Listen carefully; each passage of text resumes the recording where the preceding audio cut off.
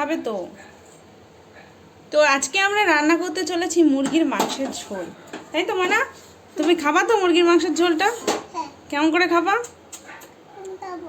আচ্ছা ঠিক আছে, তো চলো বানিয়ে ফেলি আমরা। চলো।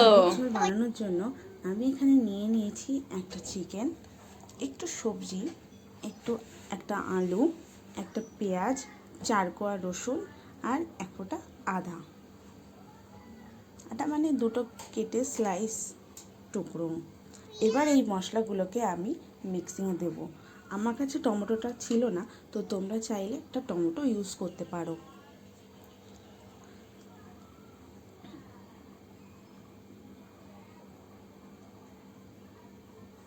তো আমি মিক্স করে নিয়ে এসেছি। এবার রান্নাটা করা যাক।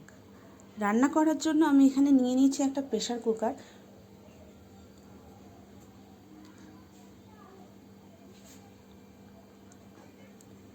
এবার কুকারে আমি একটু তেল দিয়ে নেব। আমি এখানে সর্ষের তেল ইউজ করছি। এখানে 2 টেবিল স্পুন তেল দিয়ে দিয়েছি।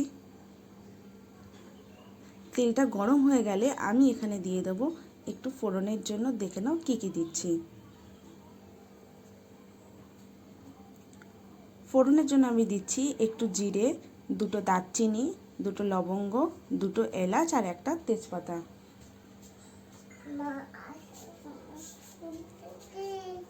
এবার তেলে আমি ছেড়ে দিলাম, ছেড়ে 20 সেকেন্ড মতো একটু নাড়াচাড়া করব। যখন গন্ধ বেরিয়ে যাবে তারপরে আমি মশলাটাকে দিয়ে নিচ্ছি। মশলাটা দেওয়ার পরে কিন্তু জালটা যাতে লো ফ্লেমে থাকে সেদিকে কিন্তু খেয়াল রাখতে হবে। এবার একটু দিয়ে দিচ্ছি হলুদ গুঁড়ো।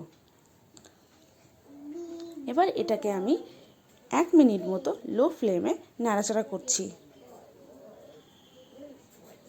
এবার 1 ফোঁটা একটু জল দিয়ে দিচ্ছি, না হলে কিন্তু মশলাটা লেগে যেতে পারে। লেগে গেলে কিন্তু টেস্টটা ভালো লাগবে না। তো জল নিয়ে আমি এখানে 1 মিনিট মতো একটু নাড়িচাড়ি নিচ্ছি মশলাটা, যাতে কাঁচা গন্ধটা চলে যায়।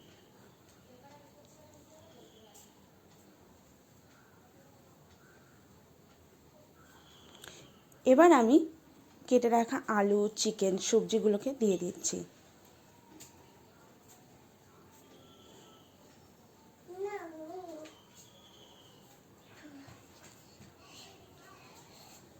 এবার এটাকে আমি ভালো করে একটু কষিয়ে নেব 1 মিনিট মতো। দেখো আমার কষানো কমপ্লিট হয়ে গেছে। এবার দিয়ে দিচ্ছি স্বাদ মতো লবণ।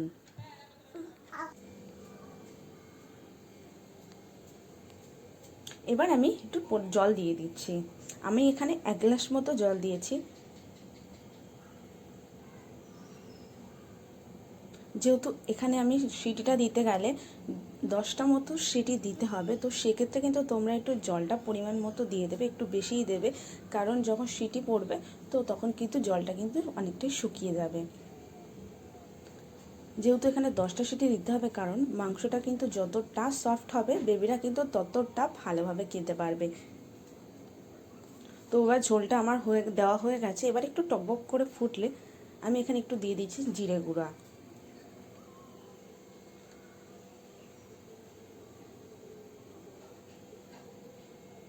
একটু নেড়ে চেড়ে দিলাম। এবার আমি প্রেসারটাকে আটকে দেব। আটকে দিয়ে কিন্তু আমি এখানে 10টা মতো সিটি দিয়েছি, তোমরাও কিন্তু সেটাই করবে। আর জালটা কিন্তু মিডিয়াম আঁচে রাখতে হবে।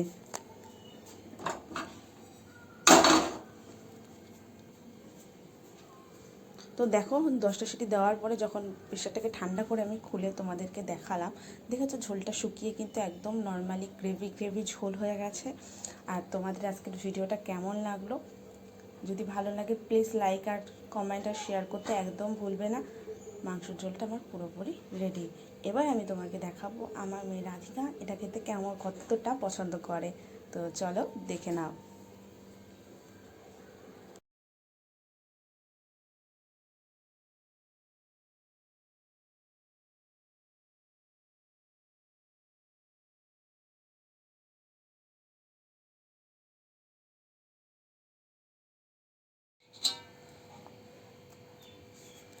ভাত খাচ্ছ?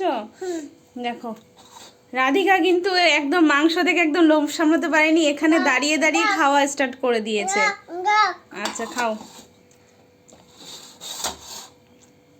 তাই তো মা, খুব ভালো, ইয়াম্মি। আচ্ছা খাও।